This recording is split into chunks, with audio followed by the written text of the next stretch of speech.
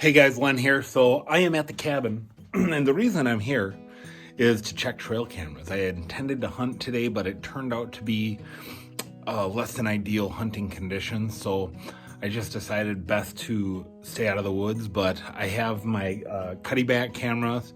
I want to check those. It doesn't force me to penetrate too deep into the woods. And then there's a couple of easily accessible trail cameras, and if it seems appropriate, I am also going to go and take a look at the food plots. I haven't been back there since they were planted, so I really want to check the progress on those and show you guys where those came out, how everything looks back there. My dad's been here. He says it looks great, so I'm pretty excited about that. So I want you to notice something here. When it comes to trail cameras, guys, I treat it like, look, I'm going in the woods. I am dressed just like I'm going hunting, right? So I'm in my full scent lock suit. I have all of my sprays, my scent killer sprays for the boots and everything. So I am going in treating this like I'm going hunting.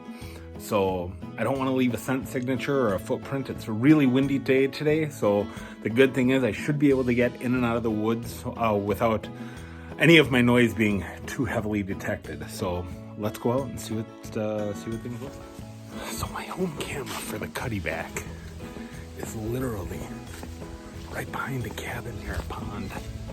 Always gets good traffic there. We do have a tree stand, which is kind of weird having a tree stand literally 20 steps from your cabin. But we know it's a good spot. It always has been. We've always been able to kill deer back here. But it also allows us to easily check the trail cameras in our rut positions where we're not going to be until late October. As you can see, that's the cabin right behind me. All right, there is the trail camera. All right, now we put the trail cameras up high at the advice of Randy from Strategic Habitat, who helped us put together our hunting plan. So go check him out. His YouTube channel is Seymour Bucks. As you can see, I've got a climbing stick here. And right behind us there is a key tree stand for this pond that my grandpa dug about 40 years ago. By hand, by the way. Always has water in it, always has a lot of bucks hanging around it.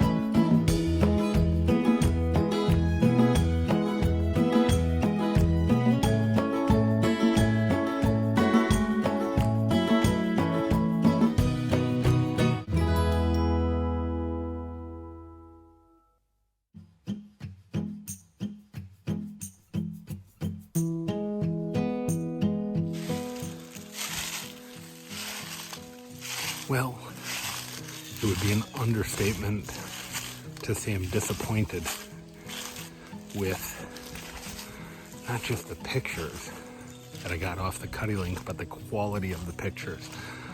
Pretty terrible. And I mean, let's face it, they're gonna shoot a buck there. I changed all my trail camera locations, every single one of them. And I put almost all of them over mock scrapes. And one of them, we got all our big buck pictures from last year. The biggest bucks pictured are at that scrape, but they ain't shooters. So I don't know what's happening. I don't know if this is a problem with me and where I've placed the cameras, but I know there's big deer in here. There's no question about that. So and maybe I just gotta get in the stands and see them for myself. That's the bottom line. So I'm gonna go check a second location here. So this is as close as I want to get. I got a rut stand about 30 yards in, 40 yards in. But I'm on a main trail going from the cabin where I can safely access my trail camera. And I put this here instead of putting it over the scrape because the scrape is right on a main trail. So logically speaking, any buck that would come across that mock scrape would have to be walking that trail. So I figured it's kind of a horse apiece, but we'll see what we get on camera.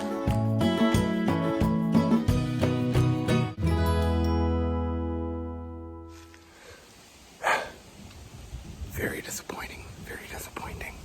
I know that there's deer in here. I think my cameras are just positioned really badly. The conundrum is I can't move them. I can't move them. I'm committed to not disrupting these areas, especially now. So that's just the way it is. I'm 35 yards or so from the food plot. So let's go and take a look at those, and let's hope there's no deer out there that I'm gonna spook. There wouldn't be bucks out there, at least not mature ones. So I'm not worried about that. So let's go check it out.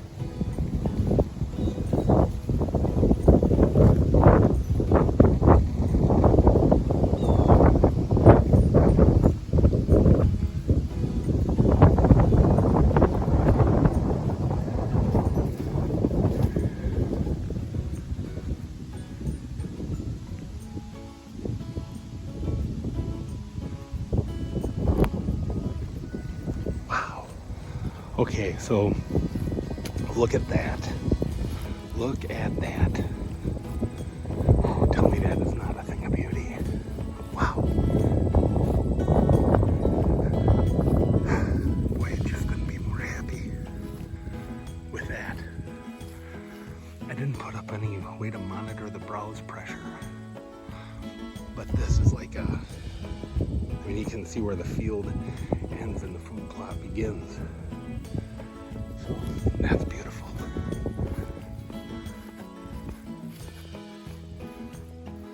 That's a row of switchgrass in the middle.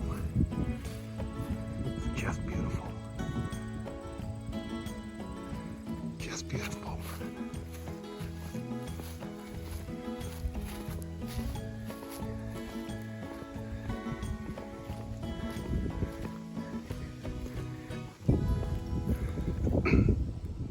Gonna walk by one of last year's mock scrapes.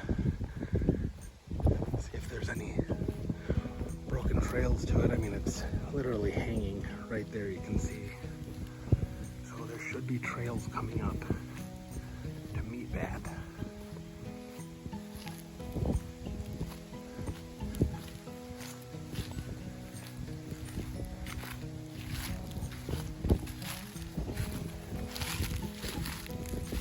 Wow.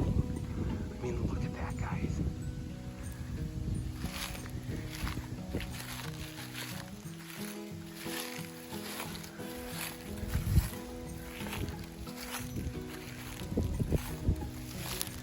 Alright, so here's a trail. Two trails.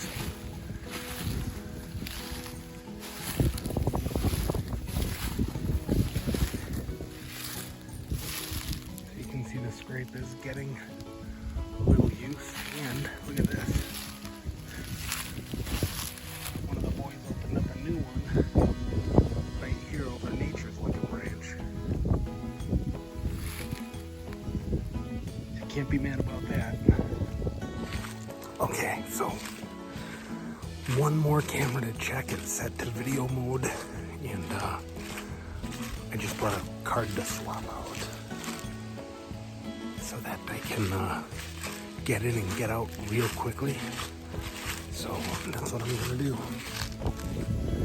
You can see where I'm going in here is a well-traveled trail. So I got this camera set to video. A lot of tracks. So hopefully we'll have pictures of not just deer, but bucks. Okay, so at my last camera here, and I'll just show you what we got going. The camera is facing the mock scrapes that's behind me here. Where to go?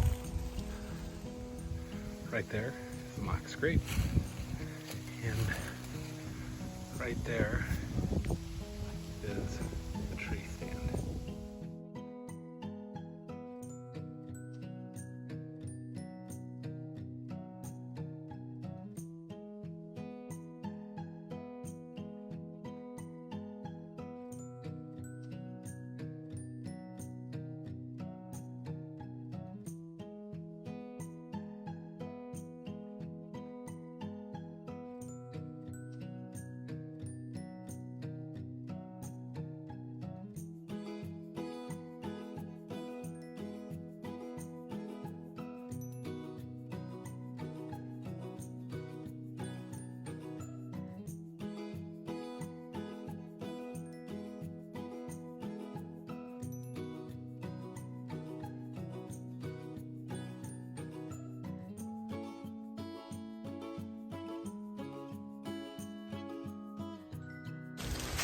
All right, guys, so just coming out of the woods. That's how I check my trail cameras, guys.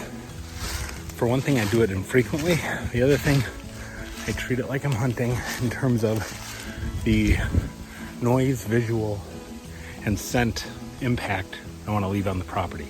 It's an in and out operation, do it quick and dirty. Even though the Cuddebacks have really kind of crappy resolution, I'm glad I don't have to visit 3 other tree stands or mock scrapes or trail camera locations to get those pictures. So for that, I'm thankful. But anyhow, hope you like the footage, and we'll see you guys on the next one.